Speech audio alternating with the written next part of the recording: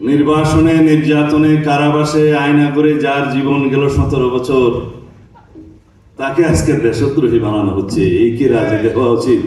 তারা আমাদেরকে দেশদ্রোহী এবং অন্যান্য দেশের এজেন্ট বানাতে তৎপর হয়ে উঠেছে। এমনকি এই পর্যায়ে গিয়েছে যে আমাদের ছেলে সন্তানদের বিরুদ্ধেও তারা এই সমস্ত কুৎসা রটনার অংশ বানিয়ে নিয়েছে। আমরা গণতন্ত্রের পক্ষে যারা কথা বলি, যারা বাংলাদেশের স্বাধীনতা সার্বভৌমত্বকে সুরক্ষিত করার জন্য সারা জীবন নির্যাতিত হয়েছি, নির্বাসিত থেকেছি, কারাবাসে থেকেছি এবং কোন সময় আমরা আয়না করে থেকেছি। নির্বাসনে, নির্যাতনে, কারাবাসে, আয়না করে যার জীবন গেল 17 বছর, তাকে আজকে দেশদ্রোহী বানানো হচ্ছে। এই কি রাজনীতি হওয়া উচিত? এইভাবে আমার নেতা জনাব তারেক রহমানের নেতৃত্বে ফ্যাসিবাদ বিরোধী গণতান্ত্রিক আন্দোলনে যারা আমরা সংগ্রাম করেছি গণতান্ত্রিক রাষ্ট্র বিনির্মাণের জন্য, বৈষম্য বিরোধী সাম্যভিত্তিক রাষ্ট্র বিনির্মাণের জন্য, তারা সবাই আজকে দেশ বিরোধী শক্তি হয়ে গেছি। এই হচ্ছে আমাদের বিরুদ্ধে তকমা। কারা করছে? যারা আমরা নির্বাচন চাই, যারা আমরা গণতান্ত্রিক উত্তরণ ঘটাতে চাই এবং গণতন্ত্রের কথা বলি, নির্বাচনের কথা বলি, গণমানুষের কথা বলি, তারা বাংলাদেশের বিরুদ্ধে হয়ে গিয়েছে কিছু কিছু কুচক্রী মহলের। কারণ তারা চায় না কোনো নির্বাচন, তারা চায় না বাংলাদেশের গণতান্ত্রিক শক্তভিত্তি, তারা চায় এই দেশ সব সময় বিদেশ নির্ভর থাকুক। তারা আমাদেরকে দেশদ্রোহী এবং অন্যান্য দেশের এজেন্ট বানাতে তৎপর হয়ে উঠেছে। এমনকি এই পর্যায়ে গিয়েছে যে আমাদের ছেলে সন্তানদের বিরুদ্ধেও তারা এই সমস্ত কুৎসা রটনার অংশ বানিয়ে নিয়েছে। বাপের মুখে ছেলের কথা প্রশংসা করা ঠিক মানায় না। আমার বড় ছেলে আজকে আসার সময় বলছে, আব্বু তোমরা কি কিছুই বলবা না, আমাকে এইভাবে ভিকটিম বানাচ্ছে।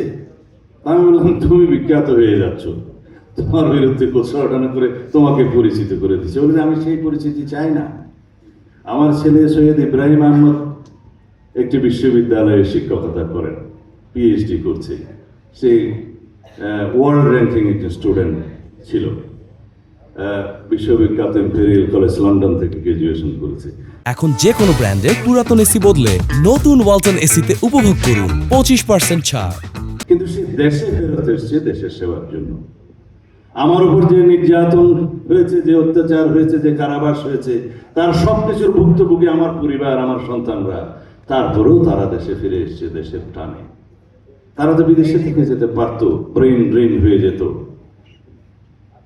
এই অবস্থায় তাকে বানানো হয়েছে একটি বিতর্কিত ব্যবসায়িক কোম্পানির অফিস নাকি পাহারা দিচ্ছে। আমি আমার নিন্দা জানানোর ভাষা নাই। আমরা রাজনীতি করি, আমাদের নিয়ে সমালোচনা সত্য মিথ্যা অনেকে করতে পারেন। যুদ্ধের ময়দানেও ফ্যামিলিকে বাদ রাখা হয়, স্ত্রী পুত্র সন্তানদেরকে টাচ করা হয় না যুদ্ধের ময়দানেও। কিন্তু আমরা একে একটা বিশ্রী যুদ্ধ হচ্ছে আমাদের বিরুদ্ধে, এটি আমাদের গণতান্ত্রিক সংগ্রামকে কলঙ্কিত করে। আমরা ইতিমধ্যে ভুলতে বসছি ফ্যাসিবাদী শেখ হাসিনার ফ্যাসিস্ট সরকারের দীর্ঘ নির্যাতনের কাহিনী, গুম, খুন, অপহরণ, হত্যার কাহিনী। আমরা বলতে বসছি কিভাবে অত্যাচার করেছে, কিভাবে নির্যাতন করেছে, কিভাবে গুম করেছে। অনেক শহীদ পরিবার আজও তার স্বজনদেরকে খুঁজে পায় নাই। অনেক গুমের যারা শিকার হয়েছে, সেই মা বোন ভাইয়েরা তার সন্তানের ফিরে আসার জন্য এখনো অপেক্ষা করে। সুমনের মা মায়ের ডাক নিয়ে এখনো প্রতি বছর বিভিন্ন রকমের কর্মসূচি করে। সুমনের এখনো পর্যন্ত দেখা নাই। ইলিয়াসের স্ত্রী পুত্র সন্তানরা এখনো পর্যন্ত আশা করে তার বাবা একদিন জীবিত ফিরবে তাদের কাছে।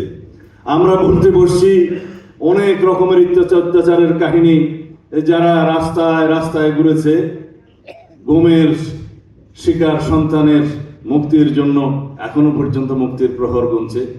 5ই আগস্ট যদি বাংলাদেশে সংগঠিত না হতো, আজও জানি না কয়জন আয়না করে পচে লাশ হয়ে যেত।